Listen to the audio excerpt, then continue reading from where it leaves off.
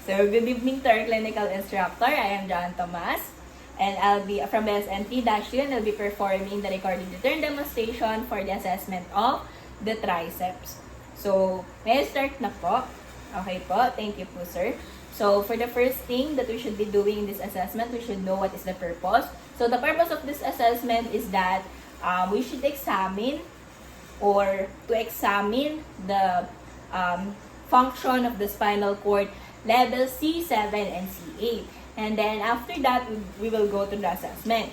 So we will inquire to the client for the pain and numbness or for the past medical history of pain and numbness on the client as well as aggravating and alleviating factors. So, sir, meron po ba kayong naramdaman na pain dati? Okay, so pamamaga po or parang namanhid po yung upper extremities nyo po? Okay, wala naman po. And then, for the aggravating factors, nag-exercise po ba tayo? Nagbubuhat po ba tayo ng mabibigat? Okay, hindi naman po. So, after we did the assessment is that we will be now proceeding on the planning. So, we have to prepare for the client. So, as you can see, the client is well-groomed.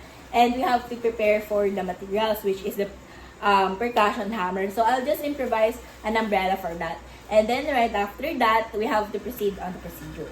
So, for the procedure is that we have to explain to the client what we're going to do, why is it necessary, and how the client will cooperate on this assessment, as well as we should discuss with the client how the results will be used for further planning or treatment. So, hey, good evening po, sir. Ako po si John Tomas. Student nurse po ako sa Wesleyan University of the Philippines, and magiging nurse niyo po ako from 11 p.m. to 7 a.m. po ng umaga. So, ang gagawin po natin is yung for biceps po, no? Biceps or triceps reflex po. So, titingnan po natin kung may problema po sa triceps niyo. Okay? So, don't worry po. Anything that will be recorded within this discussion will be fully confidential within me and the attending physician that I'll be referring you to po. Okay po? Okay? So, right after that, we just establish rapport. So, ang gagawin na po natin is that we'll be proceeding on washing of hands. So, assuming that I just finished wash my hands earlier and before going to the client.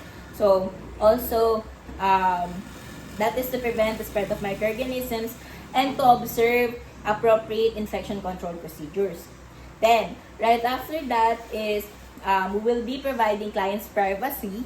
So, to elicit that client's comfort. So, assuming that, again, I just close the curtain rods, close the doors to provide client's comfort.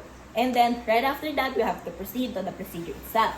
So, the first thing that we should be doing is that we'll have to flex the client's arm like this. So, pwede po ba? Okay. Flex the client's arm like this. We'll have to support it with our non-dominating hand. And then, also we have to palpate 2 to 5 centimeter above the elbow, just like this, for the triceps tendon. And then right after that, we have to use our improvised percussion hammer and deliver a blow that is slightly downward thrust directly to the tendon, just like this. Okay? Okay? So, also, we have to observe the slight normal flexion of the elbow while we hit it. Okay, so thank you po, sir.